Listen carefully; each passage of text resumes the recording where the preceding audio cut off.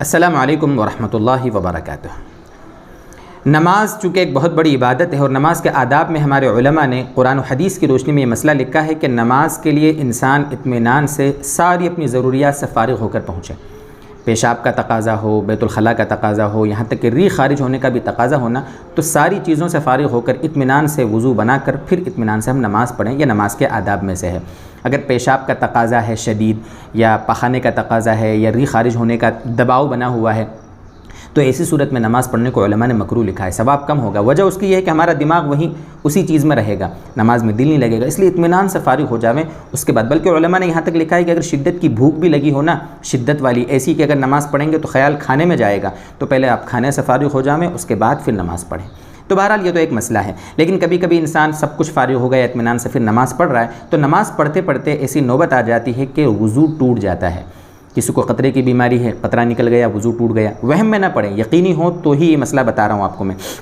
اسی طریقے سے بہت سوں کو ریح خارج ہونے کی بیماری ہوتی ہے۔ اب مان لو کہ وہ نماز پڑھ رہے ہیں، جماعت سے نماز پڑھ رہے ہیں، امام کے پیچھے نماز پڑھ رہے ہیں، اور مسجد میں 2-3 صفیں لگی ہوئی ہیں، اور جماعت میں شامل تھے اور وضو ٹوٹ گیا، ریح خارج ہو گئی، خون نکل آیا، یا کہہ لو کہ پیشاب کا قطرہ نکل آیا، جو بھی وجہ ہوئی ہو، تو اگر نماز کے دوران خاص طور سے مسجد میں ہم ہوں، جماعت کی نماز میں شامل ہوں اور وضو ٹوٹ جاوے، تو کیا کریں گے اس وقت؟ آج انشاءاللہ آپ کو اسی لائن سے کچھ 2-3 باتیں سمجھانی ہیں۔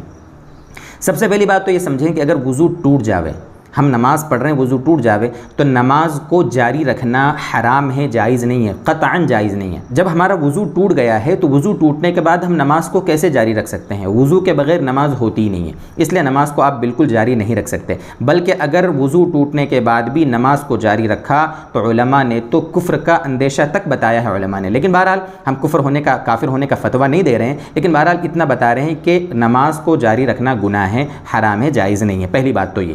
اب بہرحال وضو ٹوٹا ہے، نماز جاری رکھ نہیں سکتے، تو کیا کریں؟ تو اگر 1 صف، 2 صف، 3 صف، 4 صف اس طریقے سے اگر ہے تو ہم کیا کریں کہ اپنی ناک پر ہاتھ رکھ لیں، اور ناک پر ہاتھ رکھ کر دھیرے سے ہم صفوں کو چیرتے ہوئے اس طریقے سے نکل جائیں باہر کہ لوگوں کو زیادہ تکلیف نہ ہو۔ اور یہ ناک پر ہاتھ رکھنے کی جو وجہ ہے، یہ خود نبی اکرم صلی اللہ علیہ وسلم نے اس کو بتایا۔ ابو داؤد شریف کی روایت ہے، روایت کا نمبر ہے 1114۔ نبی اکرم صلی اللہ علیہ وسلم نے فرمایا: اذا احدث احدکم فی صلاته فلیأخذ بانفه ثم لینصرف۔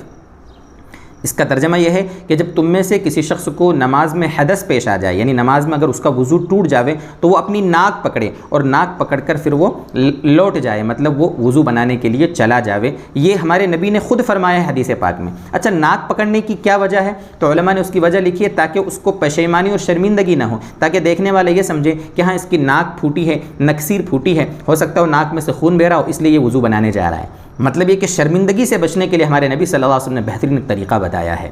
یہ تو ہوا اس وقت جب آپ آسانی سے نکل سکتے ہو۔ مان لو جمعے کی نماز ہے، یا کوئی ایسی مسجد ہے جہاں مسجد بھری ہوئی ہے، عید کی نماز ہے، اس میں آپ اگلی صفوں میں کھڑے ہیں کہیں پر، اور وہیں پر آپ کا وضو ٹوٹ جاوے گا، تو آپ کو پوری مسجد چیر کر باہر نکلنا انتہائی مشکل رہے گا۔ تو ایسی صورت میں آپ کیا کریں گے؟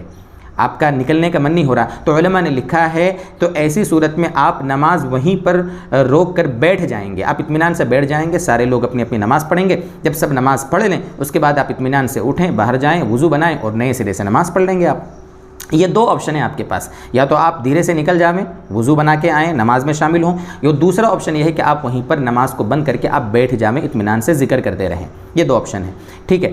اب یہاں پر بہت سے لوگ کہتے ہیں کہ بنا کا مسئلہ، بنا کا مطلب ہوتا ہے کہ بھئی وضو بنانے کے لیے جانا اور واپس آ کر اسی نماز میں جہاں سے نماز چھوڑی وہیں سے آگے پڑھنا، یہ انتہائی مشکل مسئلہ ہے تھوڑا، اس کے باریک مسائل ہیں، عوام اس کے باریک مسائل سمجھ نہیں پائے گی، اس لیے ہم یہ ایک سوشل میڈیا کا جو اوپنلی پلیٹ فارم ہے، یہاں ایک موٹی موٹی باتیں ہم آپ کے سامنے بتاتے ہیں۔ باریک مسائل جو آپ کو اگر سمجھنا ہے تو اپنے یہاں کے مفتیان کرام کے پاس بیٹھ کر اطمینان سے وہ مسائل سمجھے۔ بنا کا مسئلہ تھوڑا مشکل ہے، اس لیے آپ نئے سرے سے نماز پڑھیں، وضو ٹوٹ گیا ہے، وضو بنانے جاویں، اور آ کر اطمینان سے نئے سرے سے نماز پڑھیں۔ آپ ایسا سمجھیں کہ میں ابھی آیا ہوں، نماز میں ابھی شامل ہوا ہوں، یہ نماز کے دوران وضو ٹوٹ جاوے اس کا مسئلہ ہے۔